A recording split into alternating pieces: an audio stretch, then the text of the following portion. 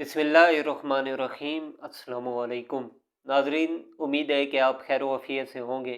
آپ دیکھ رہے ہیں یوٹیوب چینل، میں ہوں ابراہیم بھٹا۔ آپ سے ریکویسٹ ہے کہ چینل کو ضرور سبسکرائب کریں، بیل آئیکن کو پریس کرنا مت بھولیے گا۔ ویڈیو آپ کو پسند آئے تو ویڈیو کو لائک اور شیئر ضرور کیجیے اور کامنٹ سیکشن میں اپنی رائے ضرور دیجیے۔ سب سے پہلے تو ہم بات کرتے ہیں کہ آج ایک انتہائی افسوسناک واقعہ پیش آیا ہے۔ صوبائی دارالحکومت کوئٹہ میں ریلوے اسٹیشن پر ایک خودکش دھماکہ ہوا ہے، اور یہ دھماکہ آج صبح 8:25 پر ہوا ہے، جس میں جو اطلاع آئی ہے ابھی تک کہ 26 افراد جاں بحق ہوئے ہیں اور 50 افراد سے زائد جو ہیں وہ زخمی ہوئے ہیں۔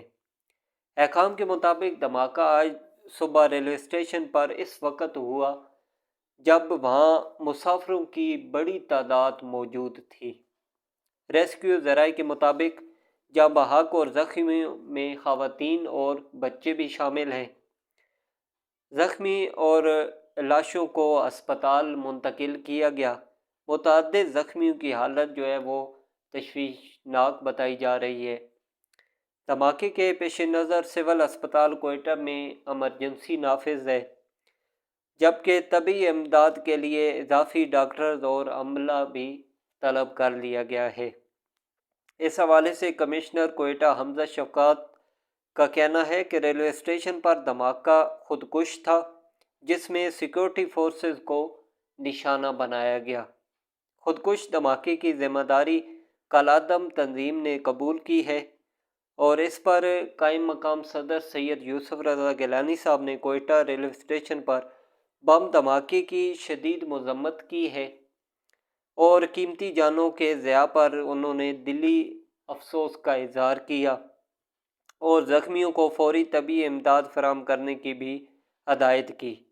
اللہ پاک سے دعا ہے کہ اللہ تعالیٰ جاں بحق افراد کو جنت الفردوس میں اعلیٰ مقام عطا فرمائے، اور ان کے ورثاء کو اللہ پاک صبر جمیل عطا فرمائے، اور جو خواتین، بچے، جوان، بوڑھے جو بھی زخمی ہیں ان کو اللہ پاک جلد سے جلد صحت عطا فرمائے، اور اللہ تعالی ہمارے ملک پاکستان کی اور پاک آرمی کی حفاظت فرمائے۔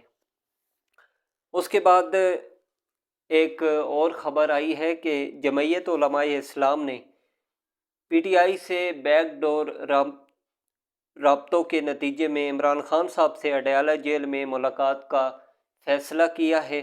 ذرائع کے مطابق جمعیت علماء اسلام اور پاکستان تحریک انصاف کے درمیان بیک ڈور رابطے ہوئے ہیں۔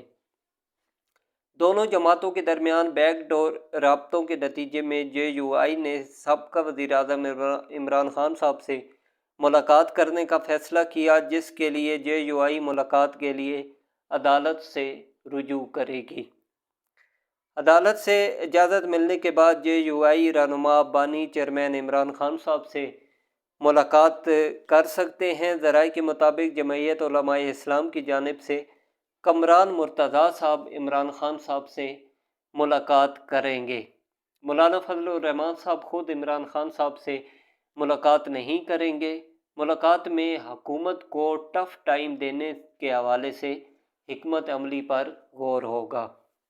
اس کے علاوہ محکمہ پاسپورٹس میں نئے جدید پاسپورٹ پرنٹر کی انسٹالیشن کا عمل مکمل کر دیا گیا۔ نئے پرنٹرز آنے سے محکمہ پاسپورٹ کی پرنٹنگ صلاحیت ڈبل ہو گئی۔ میڈیا رپورٹس کے مطابق اس حوالے سے ڈی جی پاسپورٹ مصطفیٰ جمال قاضی صاحب نے بتایا ہے کہ روزانہ کی بنیاد پر 40,000 پاسپورٹ پرنٹ کیے جا رہے ہیں، اور اس سے پہلے یومیہ جو صلاحیت تھی وہ 20,000 پاسپورٹس کی تھی۔ انہوں نے 7 مزید جدید مشینیں جلد ہی پاسپورٹ ہیڈ کوارٹرز پہنچیں گی۔ ای پاسپورٹس کی پرنٹنگ کے لیے 2 پرنٹرز منگوائے گئے ہیں۔ جدید پرنٹر سے پرنٹنگ صلاحیت میں حیران کن اضافہ دیکھنے کو ملے گا۔ صلاحیت میں اضافے کے بعد روزانہ کی بنیاد پر بیک لاگ ختم کر رہے ہیں، اور جو زیر التواء پاسپورٹ بھی ہیں شہریوں کو وہ بھی تیزی سے فراہم کیے جا رہے ہیں۔ حکام نے بتایا تھا کہ 30,000 سے زائد فاسٹ ٹریک پاسپورٹس جاری کر دیے گئے ہیں۔ ارجنٹ کیٹیگری کے تحت اپلائی کیے گئے 70,000 پاسپورٹس کا بھی اجرا کر دیا گیا ہے۔ اس کے علاوہ فارن مشنز کے ذریعے اپلائی کیے گئے 17,500 پاسپورٹ بھی کلیئر ہیں۔ آن لائن اپلائی کیے گئے 17,000 پاسپورٹ کا بھی اجرا کر دیا گیا ہے۔ اس کے علاوہ جوڈیشل کمیشن اجلاس کے اعلامیے میں کہا گیا ہے کہ اجلاس میں اسلام آباد ہائی کورٹ کے 6 ججز خط کے مطابق کوڈ آف کنڈکٹ 209(8) پر غور کیا گیا۔ جوڈیشل کونسل کا کوڈ ججز کے علاوہ دیگر اداروں پر بھی لاگو ہوتا ہے۔ کوڈ آف کنڈکٹ کے معاملے پر مشاورت کے دائرہ کار کو وسیع کرنے کا فیصلہ کیا گیا۔ آئندہ اجلاس میں کوڈ آف کنڈکٹ ترمیم پر غور کیا جائے گا۔ تفصیلات کے مطابق سندھ ہائی کورٹ میں آئینی بینچ کی تشکیل پر جوڈیشل کمیشن اجلاس کا اعلامیہ جاری کر دیا گیا۔ اعلامیے میں کہا گیا ہے کہ 26ویں ترمیم کے تحت بنائے گئے جوڈیشل کمیشن کا دوسرا اجلاس سپریم کورٹ میں ہوا۔ اجلاس کی صدارت چیف جسٹس یحییٰ افریدی صاحب نے کی۔ اجلاس میں سندھ ہائی کورٹ میں آئینی بینچز کی تشکیل کے لیے سنگل پوائنٹ ایجنڈے پر غور کیا گیا۔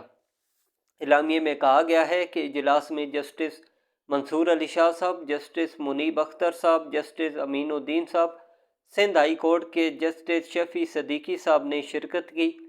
جسٹس جمال خان خیل صاحب نے ویڈیو لنک کے ذریعے اجلاس میں شرکت کی۔